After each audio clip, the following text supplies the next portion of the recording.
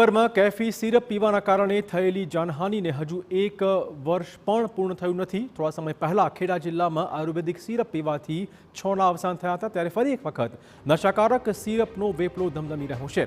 અમદાવાદ ગ્રામ્ય એસઓજીએ પકડેલા સિરપના જથ્થાનું ગોડાઉન વડોદરામાં મળી આવતા વડોદરા પોલીસ પણ સફાળી જાગી હતી।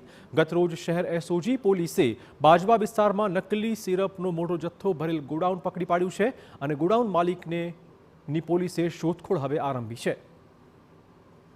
2 દિવસ પૂર્વે અમદાવાદ ગ્રામ્ય એસઓજી પોલીસે વટામણ ચોકડી નજીકથી રિક્ષામાં નશાકારક સિરપનો જથ્થો પકડી પાડીને 2 વ્યક્તિની ધરપકડ કરી હતી। પકડી પડાયેલા આરોપીઓની પૂછપરછમાં સિરપનું ગોડાઉન વડોદરામાં આવ્યું હોવાની વાત ખુલાસો થયો હતો।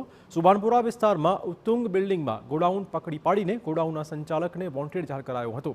અમદાવાદ પોલીસની કાર્યવાહી બાદ સફાળી જાગેલી વડોદરા પોલીસે બાજવા ખાતેની ગોપાલ સોસાયટીમાં રેડ પાડી, જ્યાં એક બંધ મકાનમાં 367 પેટીમાંથી 44,000 જેટલી કફ સિરપની બોટલ મળી આવી છે, જે જોતા જ અધિકારી ચોંકી ઉઠ્યા। પોલીસે ગોડાઉન સીલ કરીને મિલકતને ભાડે રાખનાર આરોપીની શોધખોળ આરંભી છે। વડોદરા શહેર પોલીસ એસઓજી શાખા તરફથી વડોદરા શહેરના બાજવા વિસ્તારમાંથી એક ગોડાઉનમાંથી જે કોડિન સિરપ જે આવે છે, જે સામાન્ય રીતે ખાંસી જ્યારે થાય ત્યારે ડૉક્ટર દ્વારા પ્રિસ્ક્રાઇબ કરવામાં આવે છે, તો આ કોડિનનો ઘણી વખત કોડિન સિરપનો નશો કરવા માટે ઉપયોગ કરવામાં આવે છે।